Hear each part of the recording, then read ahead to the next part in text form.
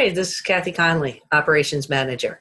In the following presentation, we're going to discuss the top 5 AR review corrective actions and what you need to do to avoid them.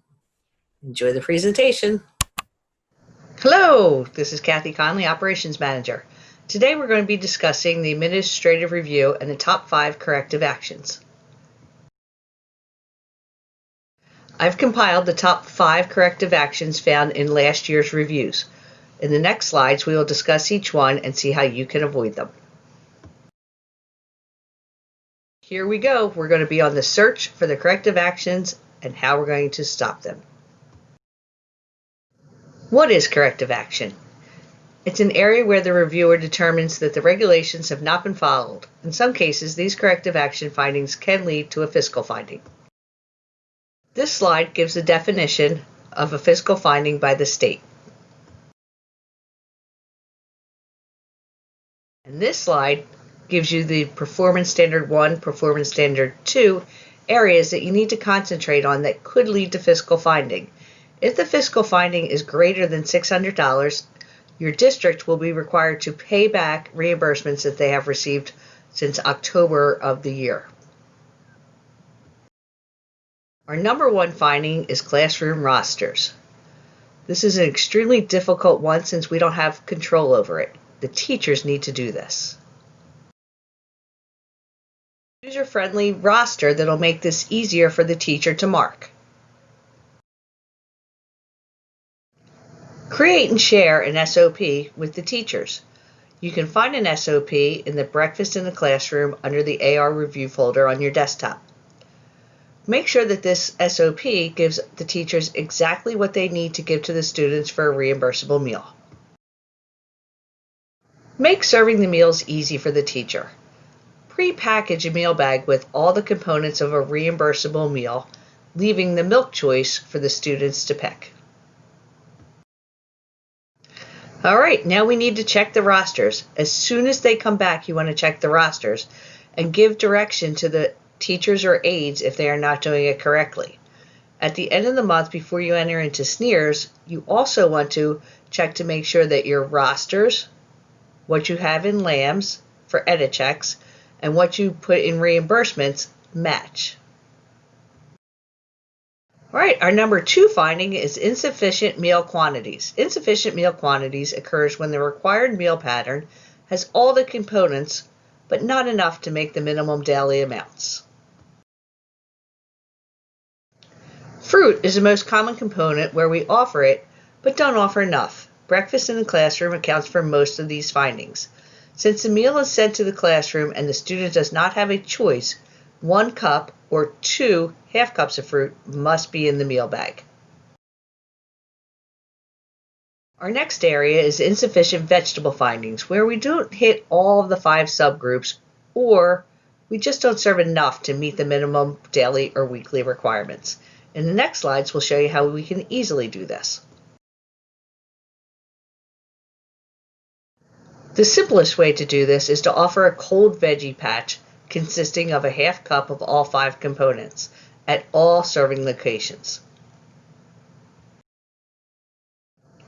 Another solution is to offer a half cup of cold vegetables and a half cup of hot vegetables to meet the requirements. Always sticking with a red, orange, dark green, and other for the cold, and then mixing up the starch and legume throughout the week. Everyone knows that the students like the white burger bun way better than the whole wheat burger bun. The problem is we cannot use the white burger bun for high school students. It does not meet the daily or weekly requirements for grain. You're going to have to use a Kaiser roll or a whole wheat burger bun. Okay, our number 3 finding is counting and claiming. We touched on this with rosters earlier. Double check your roster counts for breakfast in the classroom and after school snack to ensure the amount on the roster matches what you're claiming in SNEERS. Don't just match the totals. Check that the amounts of free, reduced, and paid match. The most common errors occur when the cashier enters the roster into the POS. They may enter the names that have not been verified by the teacher/aide or enter a PIN number incorrectly, changing the status count. Next, you want to ensure that you are double checking that your edit checks are correct. You want to check that your served quantity is not greater than your times AR quantity. If this does happen, you will need to attach the daily attendance to your edit checks for that day. Also, make notes on the daily cashier sheet in LAMS if your accounts are higher or lower than a normal day. In the next slide, I will show you what I mean. Here's an example of what you need to look for. Our number 4 finding is our CN labels and product formulation statements. A child nutrition label or a product formulation statement provide meal pattern contribution information for commercially prepared combination food items. CN labels are available only for main dish entrees that contribute to the meat alternate component of the meal pattern. You can find the CN label on the side of most boxes, email Pam Coons, or Google the product. The reviewer is going to ask to see the CN label when they are on site. Make sure that you have the CN label for the proper product that you're using. If you're using a Goldkiss product, you can't show them a Tyson CN label. A product speculation sheet can be used, but this is only when a CN label is not available. For the product speculation sheet to be valid, it must be signed and dated by the manufacturer. Ask Pam Coons for one of these. Outside Pizza and Panzerati's are currently our biggest findings with the CN labels and product spec sheets. We do have product spec sheets for Domino's, Papa John's, and Salem Pat's Pizza. These are the only pizzas that you may serve at this current time. Pam is working on getting the information for the other restaurants. Discuss your options with your operations manager.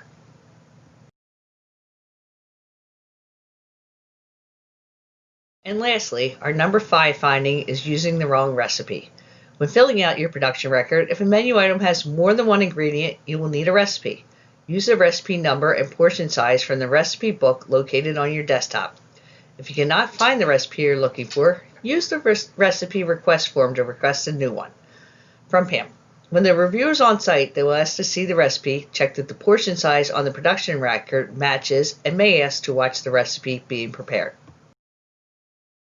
Here's where you can find the recipe number, portion size, and the ingredient portion sizes for the cooks to follow.